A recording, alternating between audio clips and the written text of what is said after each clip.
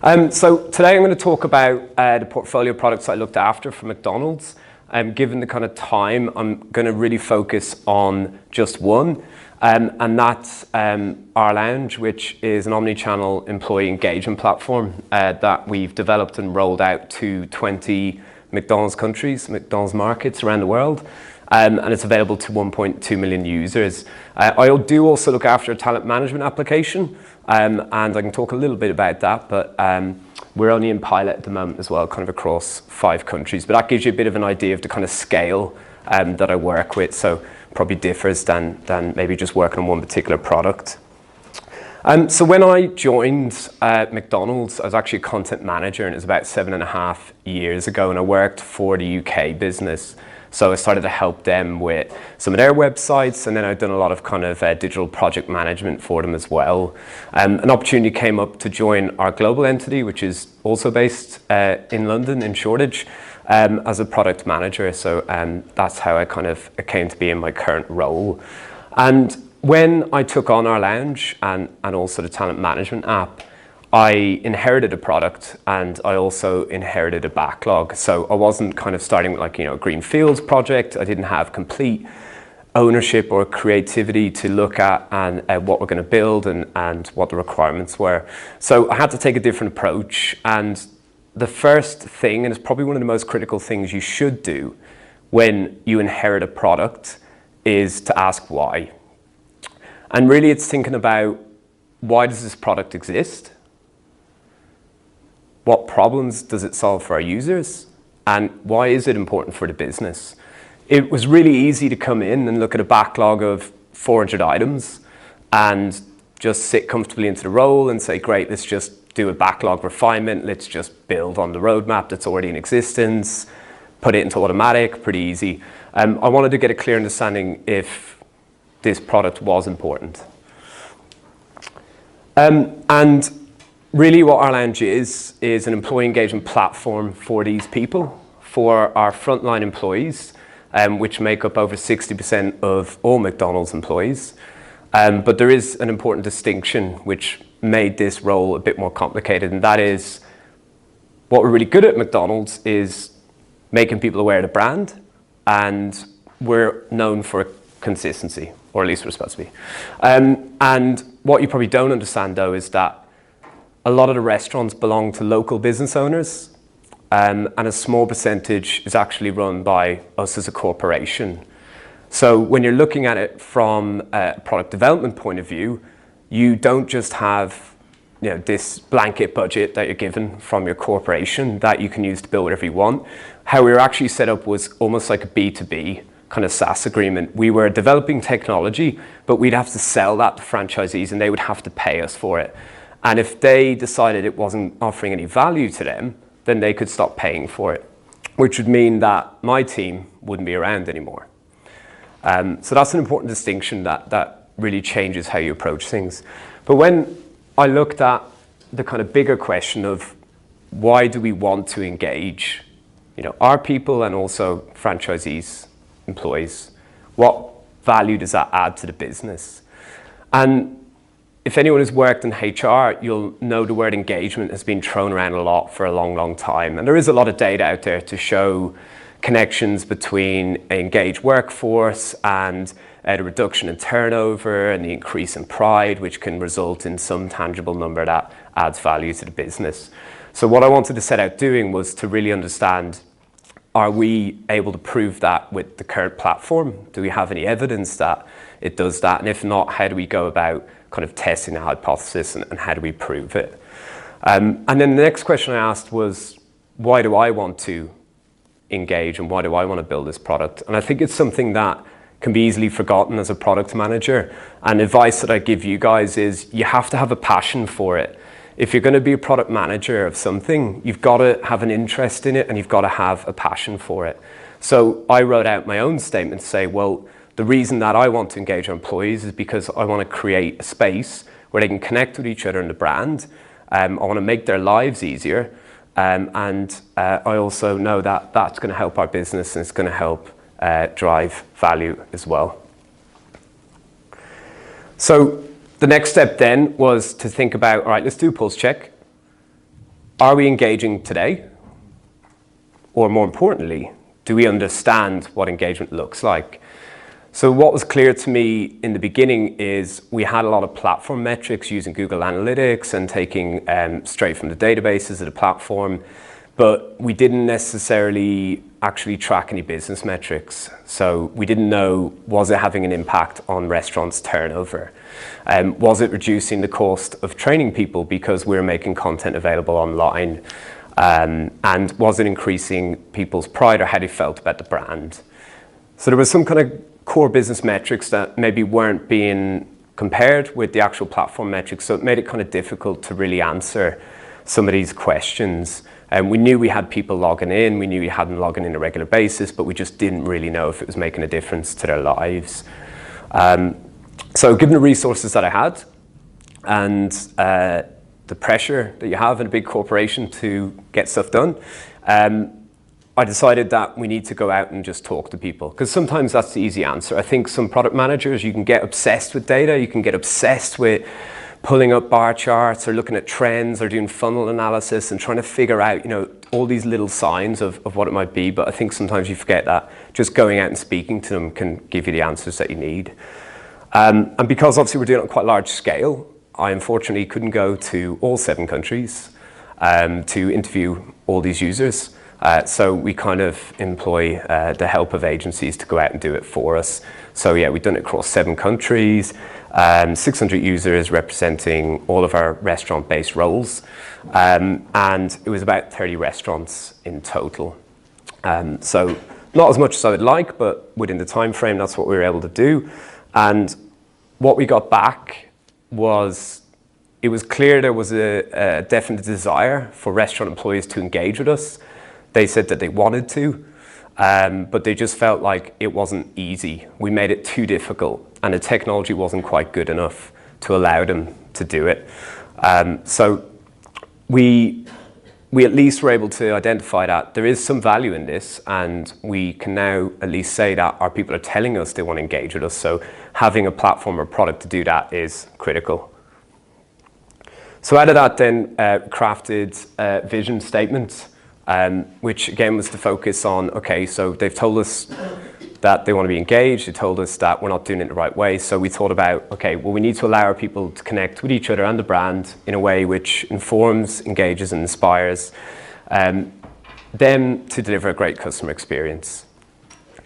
So we now had a vision, and then I started to turn my attention to how the team is set up and how we actually build a product, and how we're going to get it out to 20 countries around the world. And we started working with a big agency called Everest Consultancy, who are based in Spain, and they were mostly using kind of Scrum framework to build products and do development, and it was something that they wanted us to adopt and put into practice. But it wasn't really that straightforward, and particularly because I work in a global entity. I'm dealing with 20 countries around the world. Some of them are more developed than others. So I have places like Saudi Arabia all the way over to the US. So when you want to just kind of jump in and you want to do agile, or you think, let's just change things up and it's going to be great and it's going to make sense, you have to go through that change management process. And there's a lot of stakeholders that you need to bring on board with you, and you need to walk them through how this works, and you need to prove to them that it's a better way of building products. So when I came on board, they were trying to work with Scrum, meaning they weren't writing really any documentation. They were trying to deliver working software over a kind of 1 to 4 week period. And it just wasn't working. And part of the reason why it wasn't working is because you have 20 countries, you have 20 HR directors, you have 20 IT directors, and then you've got your global leadership as well. So when you go around and tell all of them that you haven't got any documentation for what you're doing, you haven't got a roadmap, you're just going to build it as the users tell you, that doesn't really land very well. So I recognize that we can go on a journey, we can go on a change management journey, a transformation journey, but you can't just dive straight in at that level.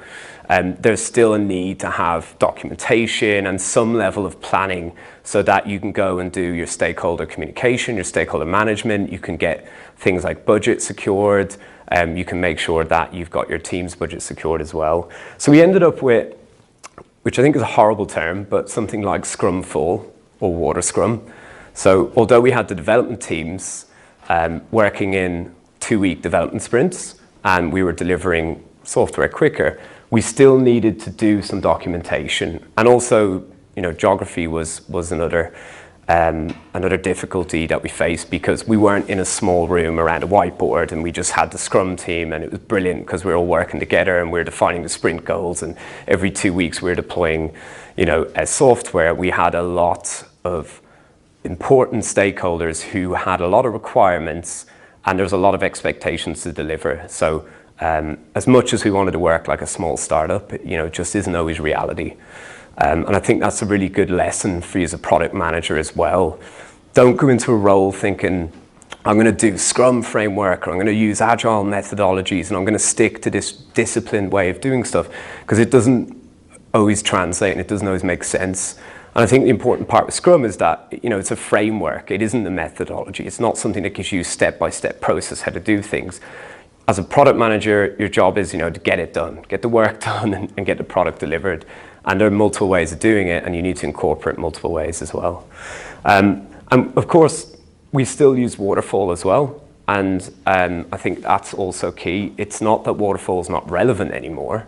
There are times when it makes complete sense to spend a lot of time up front doing all the requirements gathering, making sure that you have the right sign off, making sure that you have the budget set aside, and making sure that when you deliver something that it's probably 80% there. So maybe you're putting in an IDP, or you're moving to Oracle for your HR systems. You don't necessarily need to be doing iterations every 2 weeks with that, because there are probably quite a lot of user stories that are critical that just need to be in. So again, I think that was a big thing that I learned. It's more about thinking about what your product or project you're working on and which process or framework makes sense for you, and sometimes it's multiple ones. So my team had business analysts in the US working on Chicago time, so they're usually 5 or 6 hours behind me. And then I had most of the Scrum team working out of Spain. And again, some of them were in different parts of Spain, Seville and Barcelona. And then I had myself as a product manager, and I had a product owner and a QA and some other people as well working in London. So again, when we tried doing Agile straight away, we very quickly realized that it doesn't quite work with this setup. So it was about adapting to that. And I think what the team was missing was kind of a product manager. So all that stuff I talked about, coming in and managing the overall vision and the roadmap of the product, but making sure you're doing all that communication. So as a product manager in this current role, I was probably more on the business side. So if you think about product managers, that Venn diagram between business, tech, and UX, probably more of my role in this case was the business side, because there were so many stakeholders that I needed to engage with. A lot of my time was making sure they were aligned on it, so I could free up then the Scrum team's time to focus on building features that work and building value. But you needed someone there to kind of speed a stopgap so they weren't getting through to them. And what I learned about product management and product owner roles is that they can vary quite a lot. And what my advice to you would be is keep an open mind, but make sure you ask the right questions when you go to an interview. I've obviously been interviewing lately, and I've seen a lot of product owner roles that are really just project manager roles. And people I don't think really understand the product owner term as well. It actually came from the Scrum framework, product owner. But it's often confused with like product manager or project manager. So I think it's important when you're looking for roles that you make sure you read the job descriptions and that you get an understanding of what your responsibilities are as well. So in my case, as I said, I was more looking after the overall product team. I was vision roadmap, and I was doing a lot of that voice of the customer. I was doing all the pricing and budgets and communication. I had a product owner then who was working with the Scrum team full time. And of course, they were doing the sprint planning, they were working on the release planning, they were doing the sprint reviews, they were proper involved in the Scrum team. And then of course, the Scrum team who were based in Spain. And when we looked at as well the kind of regions we covered around the world, you're talking about, again, a lot of different time zones, so US and Canada and Europe and the Middle East and Australia and New Zealand. So yeah, it's quite a lot of times where I didn't sleep a lot to cover that. One of the things that I learned the most about working with remote teams is making the best use of technology. And so it's easy when when you have face-to-face. You don't need to think as much about, how do we communicate as much, how do we do things. When you're working with people all over the world, you've got to be much smarter and much more efficient with it. But what I have learned is people do get carried away with using like 15 tools, and what you end up with then is just repeating yourself on multiple systems. So I'm not saying that, but making sure that you use technology as an enabler is important. So I use something called Asana for my team management. So I'm not sure if anyone uses it or has heard of it, but it kind of changed for the better how me and my team worked. And the reason was because we were using email far too much to communicate and to actually manage tasks. And I think that's where you should draw the line. If you're using email for essentially everything, it just becomes, this big out of control, unmanageable kind of mess. So when you start to think, how do we efficiently get work done? Taking task management out of email has been a really critical learning for me. And if anyone's familiar with Kanban or the discipline, I use essentially a Kanban board to have oversight of everything that my teams across the world are working on. And it allows me to get an understanding of what's in the backlog that we need to do, what's in progress, probably more critical what's blocked, because really my job was making sure that they were able to do their job and get the work done. So removing those blockers was really critical, and this allowed me to easily keep an eye on it and keep track of it, and then of course look at what we've completed. Sorry, what was the name of this? Software? No, it's more task management. It's called Asana. So you can actually use it for free. I don't pay for any licenses. So yeah, it's a really efficient way if you have remote teams, so you don't spend your life on phone calls or on Skype. And O-S-A-N-A, is it? A-S-A-N-A. A-S-A-N-A, okay. Yeah. I use Smartsheet, which looks quite similar. I use Smartsheet as well. Yeah. I pay for mine, but it does look very similar to this on the... Yeah, so it's a task management tool called Asana, but yeah, absolutely. And I had Smartsheet on because, again, I use multiple tools to work with my remote teams, and sometimes it does depend on licensing. So my US team, for example, they have Smartsheet and they have a license, so I do something similar with them, and it makes it easier as well. And yeah, and you can integrate them, which is amazing. So, you can get updated, get push notifications on your phones, you can keep track of tasks, but it just makes your life a lot easier as well. Of course, Skype is kind of our bread and butter when you work in a remote team. So most of the time I have a headset on the phone, which can get a bit tiring, but it kind of comes with the territory. But again, it's about being as efficient as possible as you can with it. So if you're going on Skype, it's not to talk about tasks per se. You have an agenda, or you're doing your daily scrums over Skype, or like your sprint reviews. So again, you have to be really disciplined with remote teams, because otherwise you can just spend a lot of time wasted by not using the right tools. And I talked earlier about the kind of setup in terms of frameworks that we use, and really Agile wasn't working exactly right. So what we would have to do sometimes with a bigger project is we would do designs up front. So we wouldn't always just be able to build the software and put it in people's hands, because sometimes these projects were like 6 months of development to get it off the ground. So we would use InVision to create interactive prototypes. So when you have like a US market, we're able to then present it to them. They're able to play around with it and interact with it, and they can of course get a feel for what it's going to look like before you invest a lot of time into the development of it. So really I work across a lot of different methods, and some of it's Agile, some of it's waterfall. It really depends on what's right for the job. So once I kind of figured out the best way for us to work as a team and the right tools for us to use, it was then thinking about how do we create some killer features that is going to draw our users in. And really, I noticed the term that's used in marketing a lot, and for me it was about what's going to be the daily incentive, the weekly incentive, what problems is it going to solve for those users that's going to make them want to come back and engage with our brand.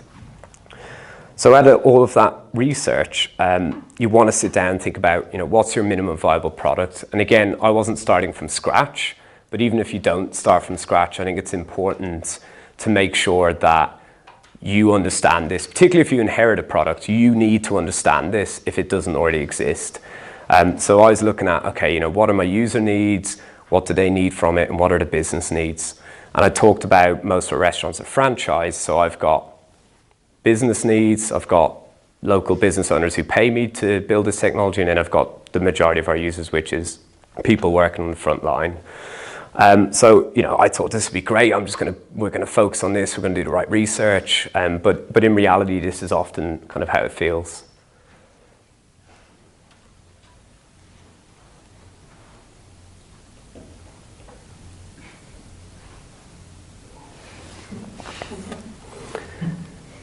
Yeah.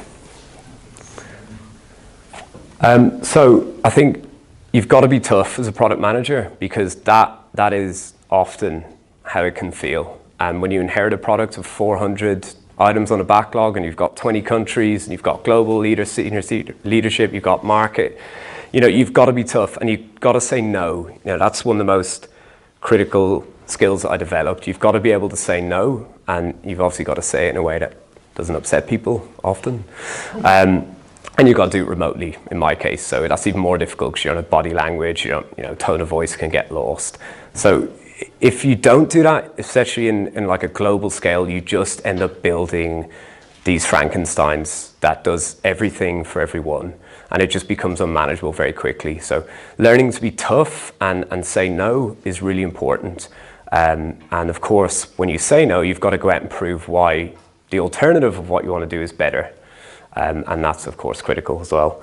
So when I looked at the key kind of user stories or use cases, they were pretty clear to me for what we needed to do to build a minimum viable product. One was to ensure that our hourly paid employees were able to check their shifts. So all the feedback we got was, I work at McDonald's, say part-time, or I work full-time, I'm hourly paid, I want to organize it around my life.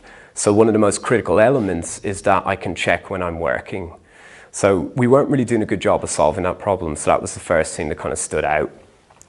The next was about the benefits that we offer them when they join McDonald's. And one of the things that they love, which someone asked me earlier, did I have any Big Macs, is how can they kind of get a meal discount? And we offer that as one of the big benefits. But we always had this plastic card. It was recyclable. And we would print that every 6 months because we'd have high turnover. Some people leave. We don't want them to take the cards and continue to get the discount. So we had, across the world, we were printing out a lot of these cards. And as you can imagine, there's an impact on the environment. And of course, there's a lot of logistics that goes behind it. And of course, there's a cost to franchisees. So again, we thought, okay, there's probably a pretty simple answer here to how we can solve that through technology. And then the third one was based on the fact they told us they do want to access content that helps them do their job.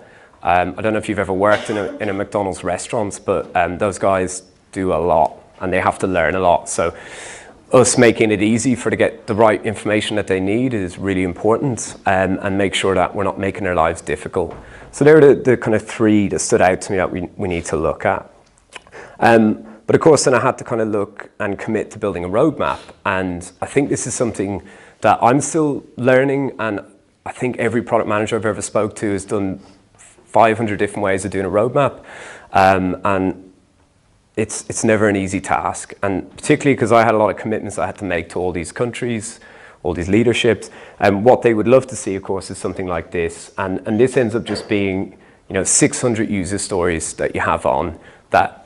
I've got down here all the markets that requested it, and then you're trying to go through multiple prioritizations. So I'd like market top priority 1, but then the overall priority might have only actually been a medium in terms of criticality to the business, and then it might have been quite complicated as well, so we weren't going to be able to do it. So I kind of realized taking on this that we've got a lot of stuff here we're going to have to say no to that doesn't make sense for us to build, but if we committed to it, we have to obviously make sure that we have a roadmap that makes sense. We've got to prove it to them. So again, this, in Smart Sheet with the US, what I've done, thankfully, is kind of got them into a different way of thinking, and moving more towards not delivering quantity, but looking more at the quality, and then also understanding if you build a feature, does it add anything to your product, or is it actually improving the business? So that took a long time to get them there, but they started to see the benefits in looking at a development process like this, where you have a number of items that you can have at each stage. And it's not just, you're going to deliver me 50 features in 2 months, or, we're not going to be happy. So again, that was kind of first step in trying to take them towards a more agile way of thinking. But really, as much as I'd like to say I would put a roadmap in that just talks about problems and doesn't focus on any features, it isn't always realistic, but that would still be my advice. Don't commit in a roadmap to specific features and a specific timeline that you may never hit, because all that ever does is set you up for failure. But of course, you do have to put something together. So when I look at my roadmap, then I was trying to incorporate those 3 key use cases that made up our MVP. But the way I would describe it is more around, we're going to improve our ability to understand user behavior. So metrics was an important part that we didn't understand. So I talked about we're going to work on that. But I didn't say I'm going to build Data Studio, or I'm going to build a dashboard that's going to do this, this, and this. And then we move on to improving users' ability to manage work-life balance. So the first idea that I had for that was, we're going to create a schedule viewer. But I didn't want to say that because, again, it's committing to that specific feature that could then backfire if it doesn't work, and so on. So that's generally how I try and build roadmaps these days. It's quite high level. Try not overcommit to a load of features that you may never deliver, because usually what that happens then is that you'll put that pressure on your development teams and they won't be able to deliver it. And even if they do deliver it, it may not be the right thing to do anyway, and you just end up with this kind of bloated system that does everything badly. How do you build features if you're not committing to them? You build it around the idea. So, but you can't give a dev team an idea and say go. This is more when you're communicating with leadership. Okay. So if you're building a roadmap, it's more about working with your senior leadership to explain to them what you're going to do. With your dev team, you're breaking it down into actual user stories and features. But sorry if that probably wasn't clear. But the risk is, if you start to communicate those sort of things to your leadership or your customers, then you risk not delivering on it. Because what you might do is you get down the road and go, oh, look, here's the user story. As a user, I want to be able to view my schedule so that I can manage my work-life balance. So that's what I give to the dev team. So we go about, okay, how are we going to tackle that problem? What do we already have in place? Do we need to integrate with HR scheduling system? Do we have some APIs that we can expose that will make that easy? And we can use webhooks or services to pull it into the app. So you kind of keep those conversations within the Scrum team. But your job as a product manager is to make sure that you're not overcommitting, and that when you're talking to your senior stakeholders or your investors, you're in a startup, that you're being broad about it and you're focusing on the problems, you're not focused on a particular feature. Because I've been there, and then you go down the road and you go, well, why doesn't it work? And I said, well, it doesn't. We thought it might do this and it didn't. So we were wrong. We made an assumption about the users and we were wrong, and then everyone's pissed off. And you don't want to be there. So you say, we told you we're going to improve the ability to manage a work-life balance. We've put the first iteration in, which is to view the schedule. We're going to continue on that because we haven't solved that problem. We're going to keep working on it, and then it's a much easier conversation. How did you do your UAT on that? Say for example, you're doing the scheduling, which is available via an app. Mm-hmm. But how did you do your UAT? Did you do it internally on a limited team? Yeah, we'd do it internally, and then part of it we'd sometimes use InVision to actually just pay for kind of random testers. Sorry, what's UAT? User acceptance testing. Yeah. See, because the only thing I was looking at that is, if you're doing your UAT on a global scale, then ordinarily you would just have your people who you know who break it. Yeah. And you pick it out to them and say, go ahead and break this. But on that kind of scale, you can't really do it. Yeah, exactly, because you do both. So you'll have, say I was building this feature for the US market, I would have my team do UAT, and then I would have the team that asked for the requirement to do UAT. So, you get them to write the test cases. So test cases to, like I used to write out, like what would you confirm as working, or what would make you agree that this is what you asked for. So you get them to kind of do it. But what we'd also do is incorporate, where we could, some restaurant people to do focus groups and test it for us. But you're right, on a global scale, I can't go around to 20 countries every time going, can you go get some users to test it? Because what I also face then is, well, we have to pay these people if you're going to get them to test. So then I have to set up like a lot of contracts around 20 countries to get them to sign, you know, forms and say we're going to pay them for this time, and then go to accounts and do all logistics. So yeah, when you're trying to work fast, it's really difficult on that scale. So you would do a test script and then ping that out to everybody and then say, yeah, this is fine for this iteration, move on? Yeah. Yeah. Then continue building it and see what your background exactly. comes out with. Yeah. And that was always the problem that we had at Agile at the beginning, that it's difficult to get people who are familiar with kind of waterfall and want a fully finished product or feature. When you hand it over to them, it's difficult to bring them on that journey to show them that we're just going to build the first iteration to, you know, verify your hypothesis, make sure it makes sense. And we also understand that whatever you tell me at the beginning, I know it won't be what you want. No, because it won't, and that's not your problem. Like, that's just the reality of most, you know, software development. We had an idea when we built it, maybe 80% of what we thought it would be, or actually now that we have it in our hands, we realize it doesn't make as much sense as we thought it did. So you need to iterate, and that was always a challenge, trying to show them that. But it just takes time. Like I said, it's more like a transformation project where you're changing company culture, who've hired, you know, 80% Prince 2 project managers, and then someone like me coming in and they're going, well, what is product? I don't know what you mean, and this sounds like you just don't want to put stuff in documentation, you just don't want to give me the full feature, you just want to give me, you know, one user story out of 10, and of course that's not the point of it. So we had a responsive web platform when I took it on, and as we went through that research, we just really weren't engaging people with it. And so the kind of clear, obvious feedback was that people didn't understand why it wasn't an application. And I think initially the reason it wasn't done is just because of the complexities with launching an internal application on a native device. And because back then our IT teams, you couldn't do it through the public app and Play Store. You had to get something like Hockey app or like an enterprise app store. And most people who'd done that had done it at a corporate level. So maybe they built an app for 400 people. So they were okay to pay $1, you know, $1 a year or $1 a month for the licenses. But what we were trying to do, of course, was, you know, on a massive scale, like 1.2 million people, that adds up very quick. And of course, we passed those costs on to the local business owners. So we initially didn't do it, but then realized we kind of we've got to do it now, because we're not adding any value with just a responsive platform.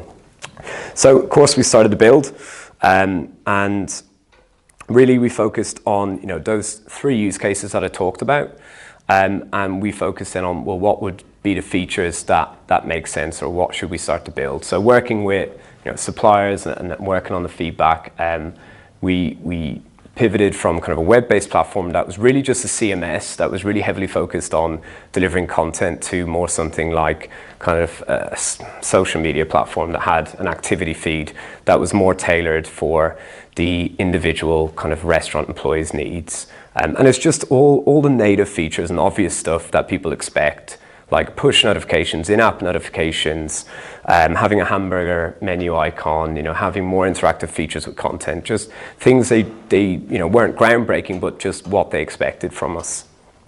And then of course I talked probably quite a bit about schedule viewer. That was the first kind of iteration that we put in. And what was quite interesting about this as well is we thought putting in a viewer would be enough. So we kind of thought what they're telling us they want. And when we actually put it in, what we got back is a lot of negativity, because although they're able to view their schedule, the most critical thing for them was viewing it and then doing shift swaps. So the fact that they had to go to the main scheduling system to do their shift swaps really upset them. So again, it was great because we didn't spend tons of time on it, because again, we weren't sure if it would make sense, but we'd done it, and then they told us, this is great, but what's really irritating us is I can't swap shifts. But from a technology point of view, that was a lot more complicated because with the schedule viewer, we were actually just batch processing XML files every night. So it was easy, they're just sending us that. But when they wanted to do shift swapping, then we're talking about web services and also communicating two-way. So that obviously was a lot more complicated, but at least we knew that's something that we can look to build because it's obviously really important to them. Sorry. No, go ahead. Did you, when you went to the second iteration of the scheduling thing, did you have to workflow it in the back end then? Because it would have to be, there'd have to be some kind of approval process. We haven't actually finished it yet. So you have to have a restaurant manager approve the swap. So we're still actually working through it. So we have some markets have Oracle and some markets have CSV files. Yeah, there's a lot. So you need, we have like middleware between my product and then basically all the local market systems. So say each market has a minimum of 2 systems. We have to then do integrations with every single one of them. So when you're doing it on that scale, then you need like a middleware that can handle all of those integrations and pray it doesn't break on a daily basis.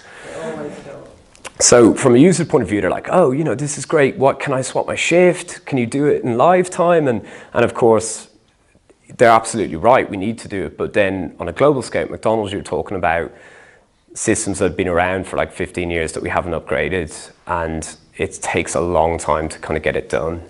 So we've done it in a few markets, but there's quite a lot still to go. But it's an interesting challenge that you come up against. And McDonald's still has a lot of work to do to get our technology kind of up to a place where it is easier to integrate amongst other systems. And we also spend a lot of time aligning on not recreating the wheel. It's a big challenge when your market's that big. You just presume everyone knows about everything else everyone's doing. You're not doing the same thing, and then you find out someone's built the same app as you in the Middle East or in Australia, and you're like, where did this come from? So that's taken quite a bit of time as well. The third feature was what I talked about around the recyclable cards that we used to have to print and give out to everyone, which you can imagine the logistics of hundreds of thousands of people that you're doing this every 6 months. So it was pretty straightforward what we were going to do, and really it was just to build a digital version of it. So in some markets it's pretty basic, and you go in, it just has a timestamp that it generates every time you load it, and they can show that in McDonald's restaurant and they get a discount on meals. Some of the other markets a bit more advanced, where we actually hook up with GMA, which is like our global mobile app, and they have like a vouchering system already, so it generates a unique voucher every time they go onto it. So we have kind of like different levels of complexity depending on what markets are set up for. And again, we deal with really developed markets to markets that we don't invest a lot in technology wise, so it really varies. You have to be prepared to build something that will work for all those scenarios as well, and it's always exciting. The other thing that, and I think a lot of companies were obsessed with this, but McDonald's, we were probably particularly obsessed with it, is creating like a hub that connects up all your systems. But the challenge with that for you as a product manager is, and the advice I'd give you if you're working in a big corporation, you're trying to connect up all these legacy systems, is well, don't do it as don't do it as the main driver, because what quickly becomes clear is you can end up being this gateway application that you're really just there as like an authentication system. And I've seen it before, you end up being like an IDP, which like identity provider. People log into your system because they can get to all the other systems, but they don't really have a purpose to stay within your product. So I think that's always one to really watch out for. You've got to make sure that your use cases are about the product that people are logging into. It's not about just getting to HR, getting to pay stub or discounts or whatever it is. So we do it to some degree. We do have single sign-on. But it's just making sure that that isn't the only reason that they go there. And I think that's always a really interesting challenge.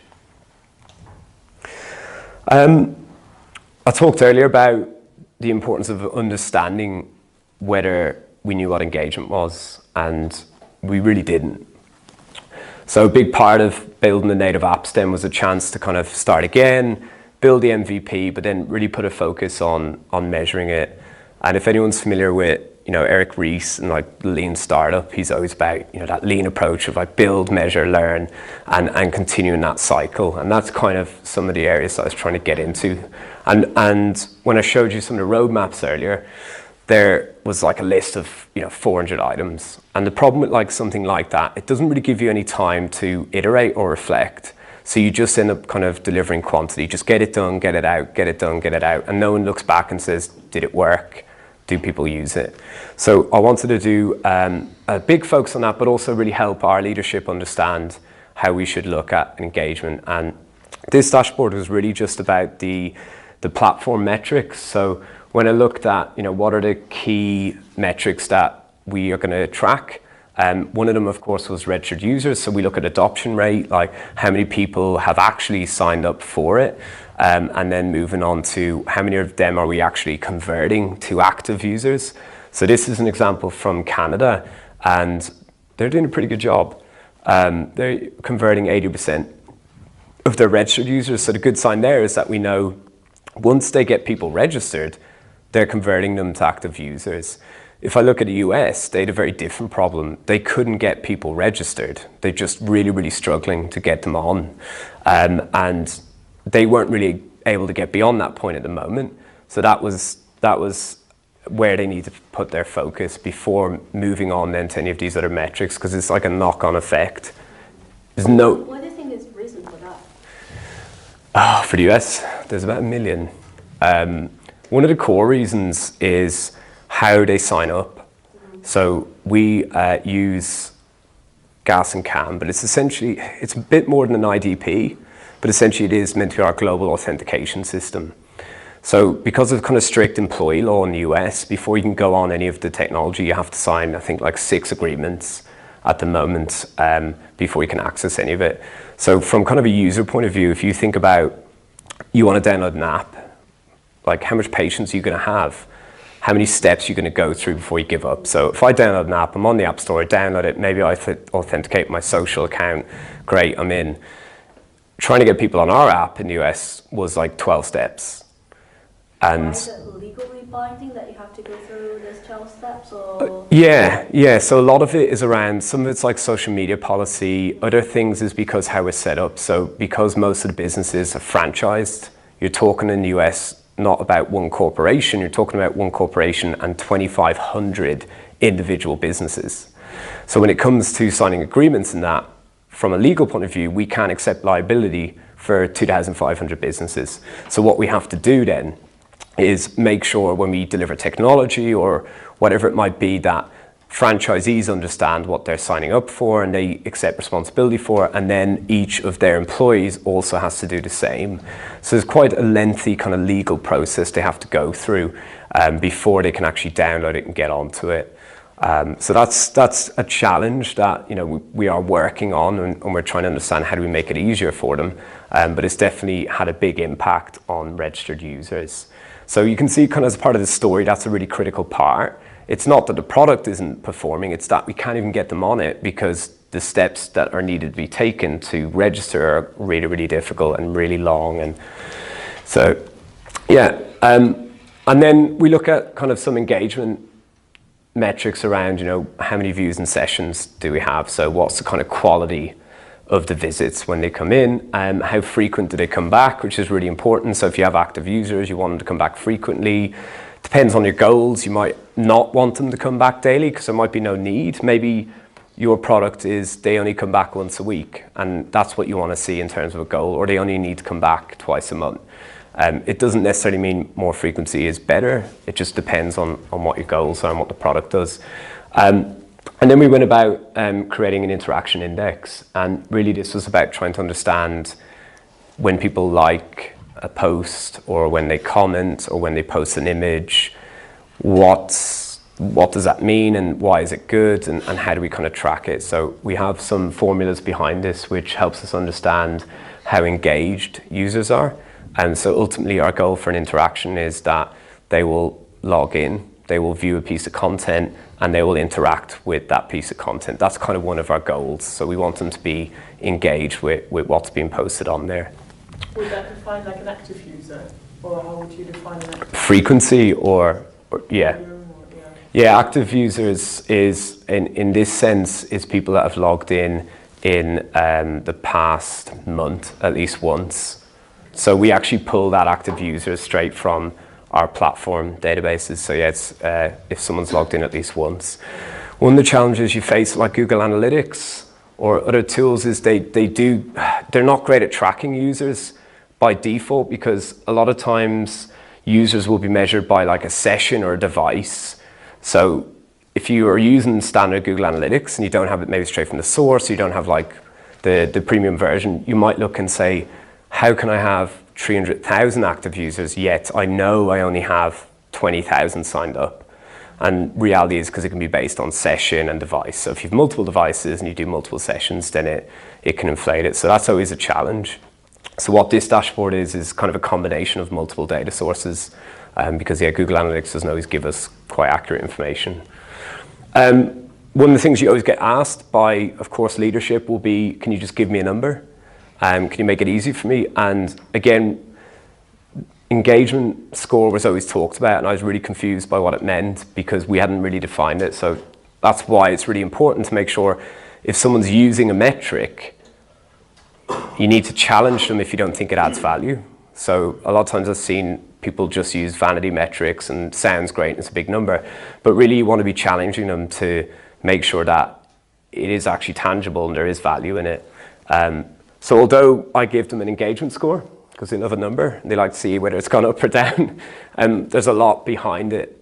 There's a lot of data that goes behind it to actually find out that number. And then what we do with this metric is we go to our insights team and then we start to work on the business side of it. So part of it is the platform metrics and how that performs. And the other side then is going to look at how is the business performing. So do Canada have less turnover because their engagement score is higher than the US? Can we prove that it's because of this platform? And we do have some good examples and some scenarios where we've tested it. We've seen a decrease of 10% turnover in restaurants where we've piloted with it. But of course at McDonald's it's complicated because there's a ton of information that affects how restaurants perform and how people feel. I was going to ask, how do you differentiate between causation and correlation and causation? Just because people are logging into your app and yeah, interacting with it, that doesn't mean that your app is the cause of them staying at McDonald's. It might be it might be financial, it might be situational. Yeah, and to be honest, we can't. Yeah. Not with this, not with an engagement platform. It's difficult to prove that because there's a lot of variables. And you're right, you could have a terrible manager. You could have an amazing manager. You could work at a drive-through. You could work on a high street. Could be a really high-performing restaurant, meaning you got much more customers coming in. It's just a lot more pressure. There's a million variables at which could determine why people stay or why they leave. All we're trying to do is try and draw some correlation between how it adds value to the people through like a net promoter score, or just asking them. So asking them, does this make your life easier, is part of how we measure it, because that's important as well. Like I said earlier, you can get really caught up in looking at the numbers and then saying, and exactly what you said, someone will go, well, how can you tell me that that's down to you? And the truth is, a lot of the time you can. So going out and asking them how it makes them feel and is it making their life easier to have shift swapping and schedule viewer is a really critical part of an engagement platform. But of course you do work to try and figure out, well, is there less turnover in the restaurants that have 100% adoption and are regularly coming onto the platform, and can we draw any conclusions from that? Going back to what you said about vanity metrics, aren't the metrics that you're generating there essentially vanity metrics if you can't, if there's sort of, there's not really, you can't say for definite that the metrics we're generating from our insights and our interactions are... I don't think it's vanity because we're honest about it. I think when it's a vanity metric or a project, you make the numbers work for you. So you will tell a story that draws correlation or bias towards your information, your data, and between success. So if it was vanity, it would be me going in and saying, we have decreased turnover by 10%. And I've got proof, here's the proof, and I've made the data work for me. That would be vanity. We're going in and saying, we probably can't do that, But what we can do is solve problems, users' problems. And we'll ask them, is it helping them? And we're trying to make their lives easier. But we're probably never going to get to a tangible number that says, I'm saving you £300 a month. And that's the truth. But it's a really difficult thing to be in, because you're also selling then to businessmen who's mostly focused around their bottom line and how much money they make. So it's definitely a challenge.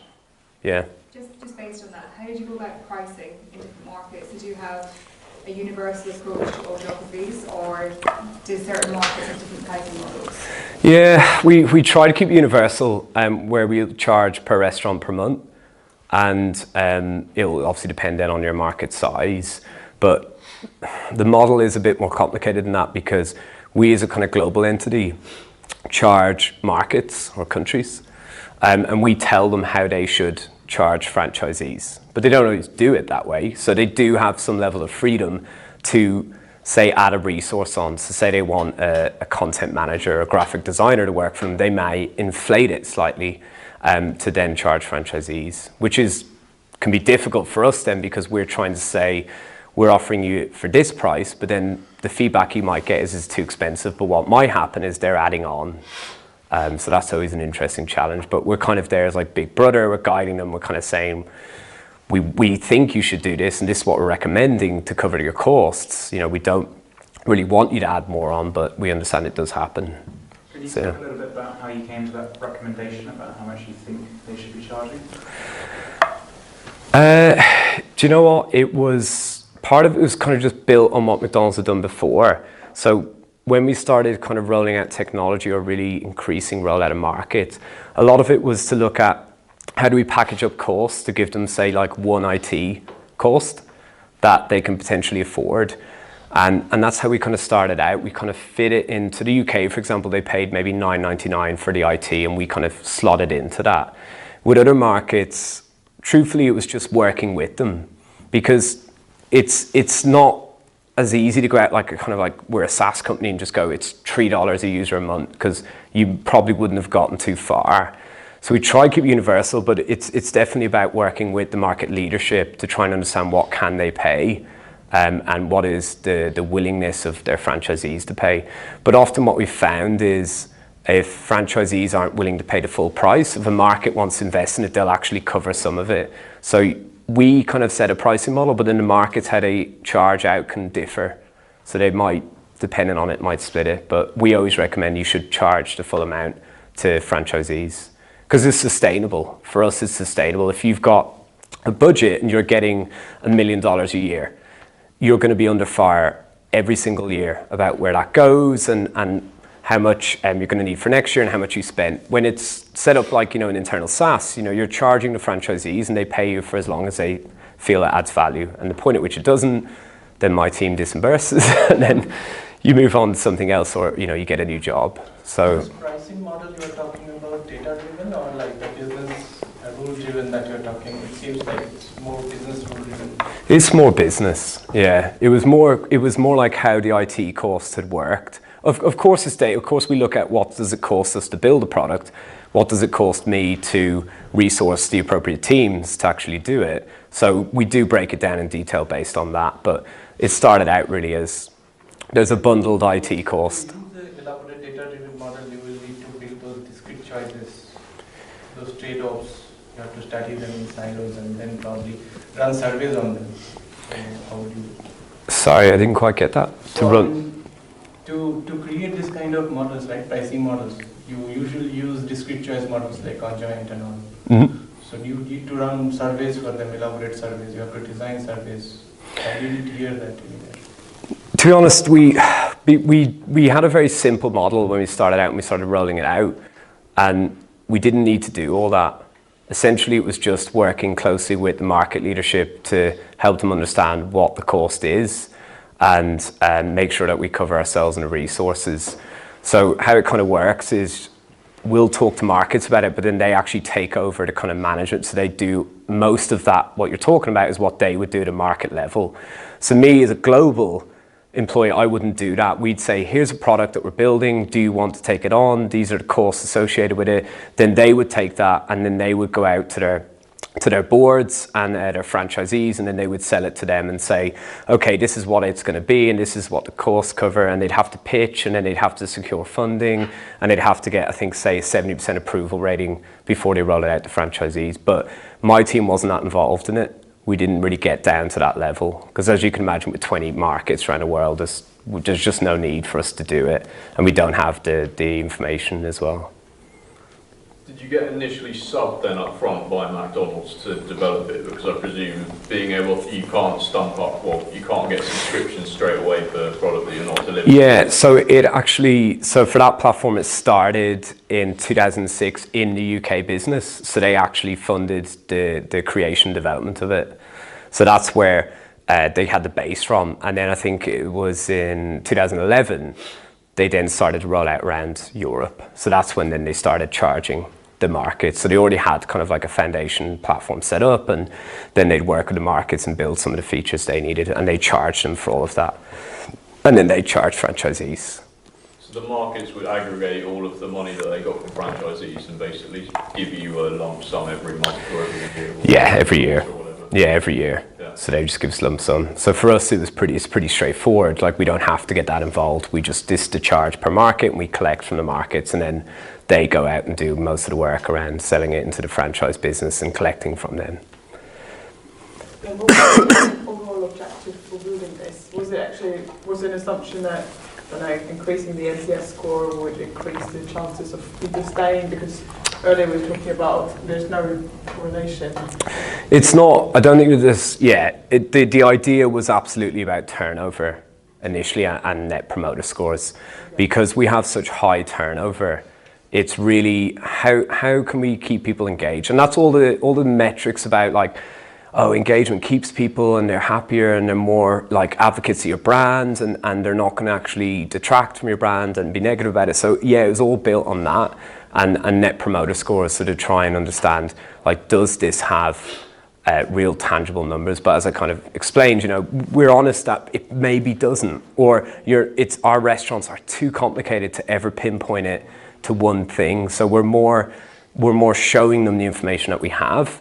I was just wondering where you would measure your success then, because if it is NPS, then of course you can go back to like engagement scores and just say, against that objective, we are progressing or not. Yeah. So basically, the engagement score is what's measured as the net promoter score, and